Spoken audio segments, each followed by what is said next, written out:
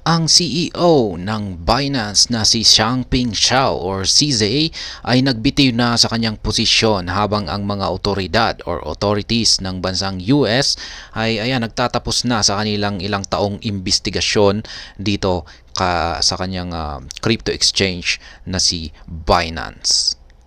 Yan po ang balita na ating pag-uusapan. Yan po ay ginoong Changpeng Zhao. Yan, mas kilala po siya sa tawag na CZ. Marami po kasi ang nahihirapan na bigkasin yung kanyang pangalan na Changpeng Zhao. Kaya mas madaling, kaya ginawa na lamang po nila na ZZ. Yan, si ginoong ZZ. Kawawa naman po siya. Yan. Ito na ang katapusan ng era. Ayan. Inanunsyo ng CEO ng Binance na si Changpeng Zhao noong Martes na siya ay nagbitiw na sa kanyang posisyon. Ayan, pinalitan ni Zhao ng dating Global Head of Regional Markets na si Richard Teng. Ayan, siya po ang pumalit kay Changpeng Zhao, si Richard Teng, ang dati pong Global Head of Regional Markets. Gayon pa man ang pagbabago ng liderato sa Binance ay higit pa sa isang paglipat ng mga tungkulin sa korporasyon. Sa halip ito ay nagmamarka sa mga huling yugto ng kung ano ang naging ilang taong investigasyon sa kanilang operasyon ng mga otoridad ng bansang US. Ayon sa inanunsyo ng US Department of Justice or DOJ noong Martes, ang Binance at si ZZ ay nag-plead guilty sa mga paratang at nagpapadali ng money laundering, paglabag sa sanctions at unlicensed money transmission. Ang kabuuang settlement para sa offense ay umaabot po sa $4 billion na may ilang mga ulat na naglalagay sa kabuuang halaga na ito ay nasa $4.3 billion. Yan, ang laki po yan, $billion po yan. Ang malaking halaga ng settlement ay hahatiin sa pagitan ng US Financial Crimes Enforcement Network or FinCEN, Commodity Futures Trading Commission or CFTC at Office of Foreign Assets Control. Ang mga ahensang ito ay lahat ng mga partido sa demanda laban kay Binance. Yan, sila po yung kalaban ni Binance. Na hinatulan ang kumpanya na sa paglabag sa isang panahon at iba pang mga batas pang-pinansyal na nasa ilalim ng kanilang saklaw or purview. Yan. Kabilang sa iba pang mga bagay, inakusahan ng CFTC na ang Binance ay nagpapatakbo ng kanilang exchange nang hindi nakakakuha ng kinakailangang mga lisensya. Ayan, wala po silang lisensya. Ang FinCEN at OFAC, sa kanilang bahagi, ay nag-claim na ang Binance ay nagpapatupad ng maluwag na mga patakaran sa anti-money laundering at Know Your Customer or KYC AML na nagpapahintulot sa platform na maglingkod bilang isang hub para sa terrorist financing at bad actors. Kaya yan daw po ang sabi naman ng OFAC. Ginagamit daw si Binance ng mga scammers at saka mga terrorists dahil sa napakaluwag nitong patakaran sa anti-money laundering at saka know your customer. Yan. Ang mga offense ay ginawa lalo na noong mga unang taon ng Binance 2017 to 2019 na may mga kilalang grupo ng terorista tulad daw ng Hamas na pinondohan ang kanilang mga operasyon gamit ang account sa exchange. Kaya yan, ginamit daw ng Hamas ang Binance. Kaya yan talaga. Binance in CZ pleads guilty, CEO released on bail. Ayan, nag-bail daw po si ginoong CZ.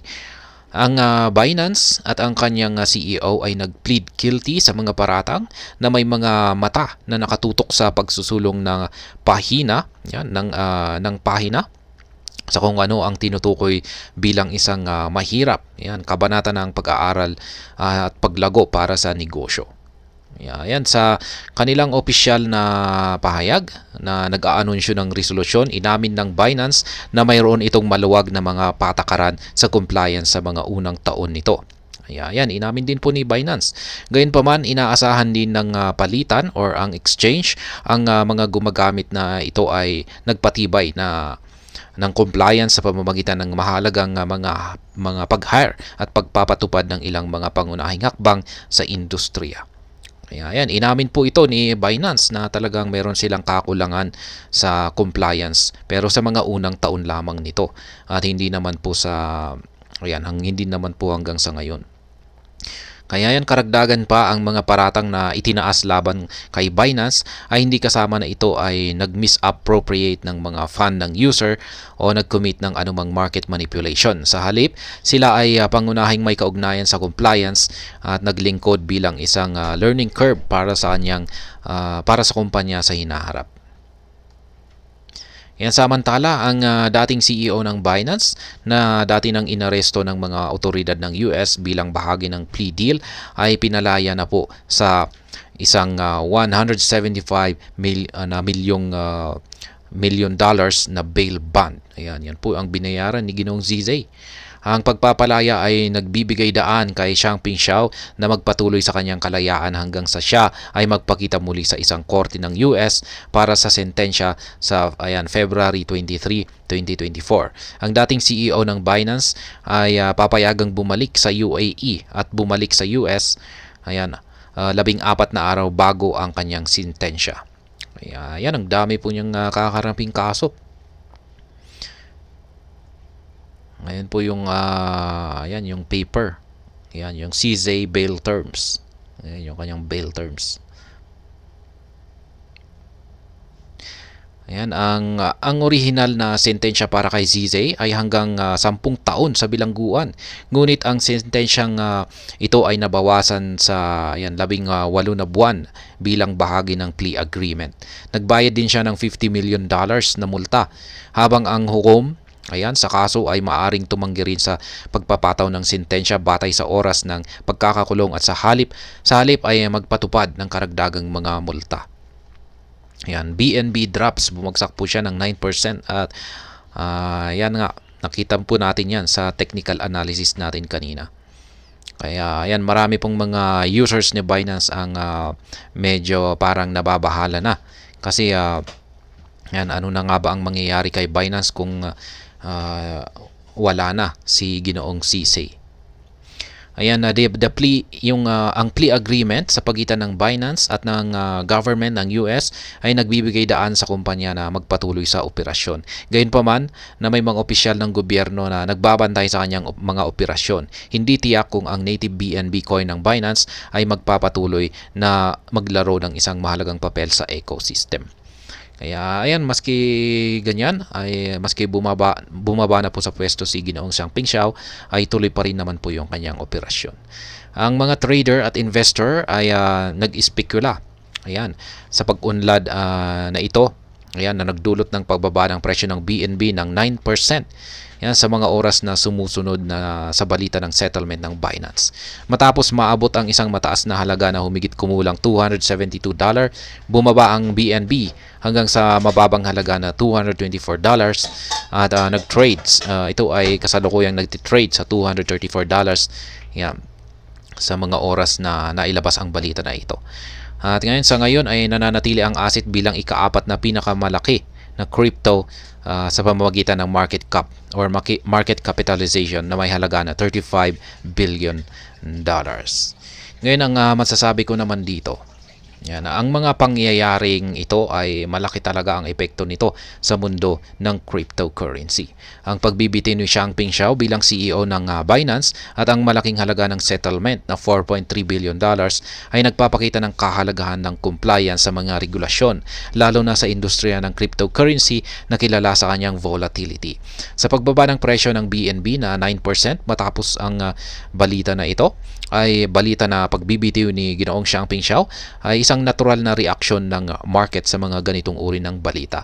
Gayunpaman, ang Binance at ang BNB coin ay nananatiling malakas na mga aktor yan sa larangan ng cryptocurrency na may BNB na nanatiling at ang BNB ay nananatiling ikaapat pa rin na pinakamalaki sa crypto yan sa pamamagitan ng market capitalization.